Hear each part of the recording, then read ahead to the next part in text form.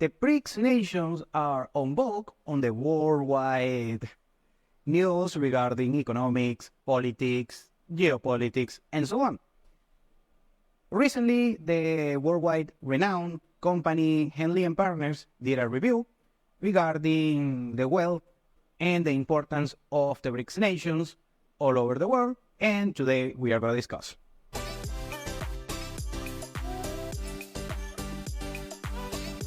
Welcome to Venezuela Insider, the only place in Venezuela for expats, digital nomads, entrepreneurs, investors, travelers, and related internationals.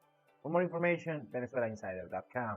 So today we are going to review the wealth report for the BRICS nations by Henley and Partners. It's a very good document to just browse around, and I suggest you to do the same.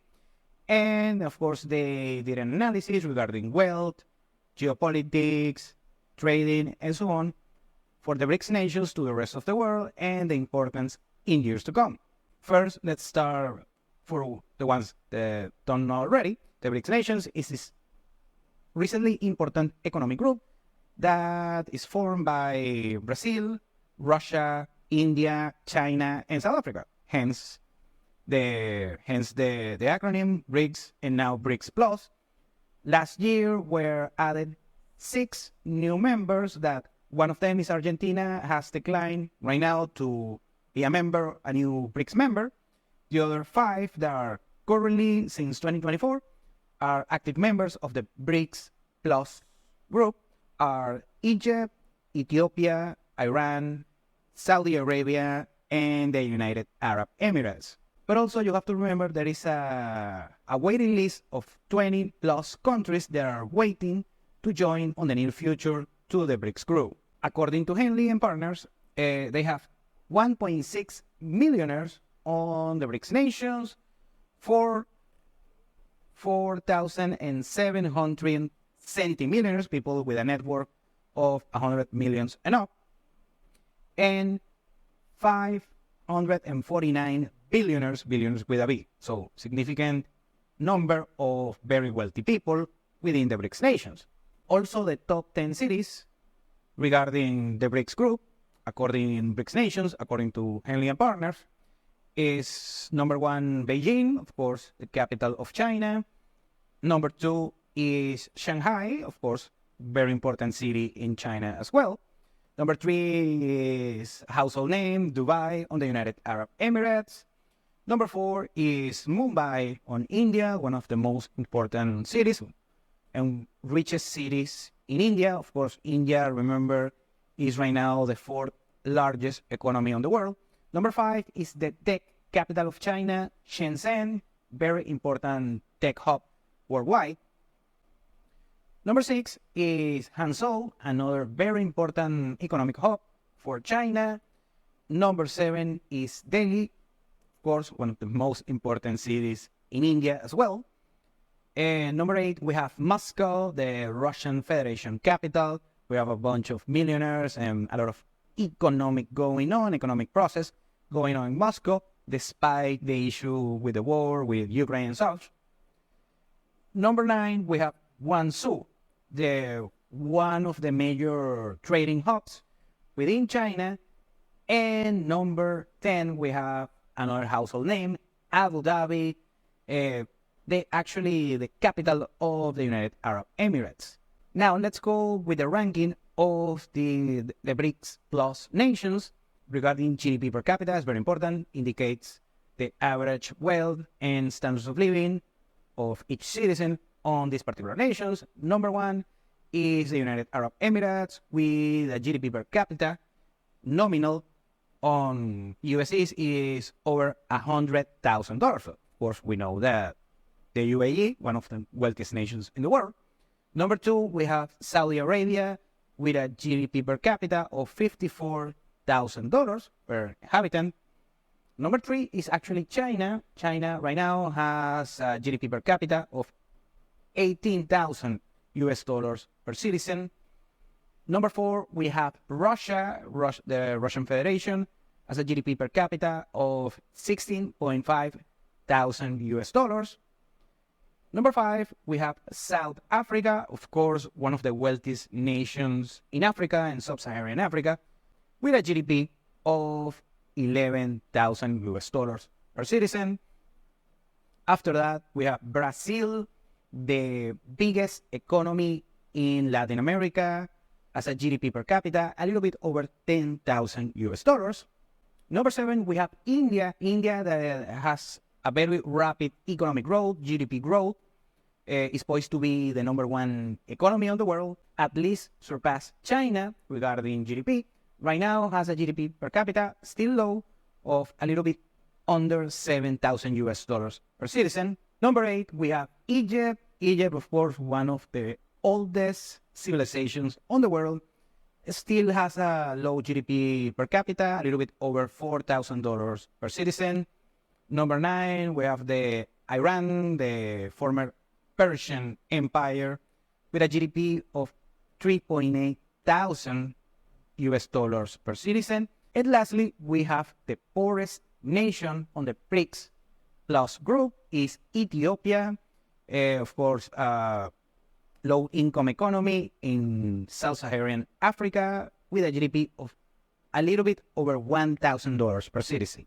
According to Henley and Partners, they have a top 5 of cities with the furthest economic growth on a decade, and we have number 5, Cape Town in South Africa. The Cape Town, of course, one of the most important cities in South Africa, is home to a lot of very wealthy individuals, a lot of economic growth on this area during the past couple of decades.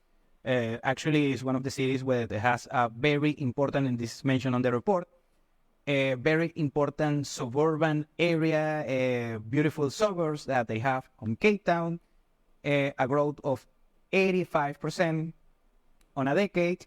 Number 4, we have Riyadh, the capital of the Kingdom of Saudi Arabia, 90% growth on a decade. Of course, Riyadh, the capital of Saudi Arabia, we already discussed the growth that is poised to have the Kingdom of Saudi Arabia due to the Saudi Vision 2030 project with Mohammed bin Salman. Also, all of this reform that we're seeing in Saudi Arabia being more open to the world. Anyway, number 3, and we stay on Saudi Arabia, this time in the coastal city of Jeddah, another main economic hub for not only for Saudi Arabia, but also for the Gulf region on the Middle East. And beautiful city, is close to the Mecca, the most important city by the Muslim population. Number 2, we have Sharjah. Sharjah is the third most important emirate within the 7 emirates of the United Arab Emirates. Of course, Sharjah, of course, has been the other most important emirates in the UAE. Dubai and Abu Dhabi has had still the thunder of Sharjah, but also there is a lot of economic growth going on this particular emirate. It reports, according to Henley and Partners, 120% of GDP growth on a decade. And number 1, we have the city of Bangalore in India. In case you don't know, Bangalore is this city, is one of the most important economic hubs in India. It's known as the Silicon Valley of India, so very important. The Indian economy is very important regarding tech and IT, and this particular city has become a juggernaut regarding IT and development. It had a growth in the past decade of 125% of GDP. Also, Henley and Partners, this particular series of reports, mention the protagonism of the US dollar on the worldwide economy. Of course, we know that during the past century, the US dollar has been the de facto currency of the world, the world's reserve currency, and the most important currency regarding trading.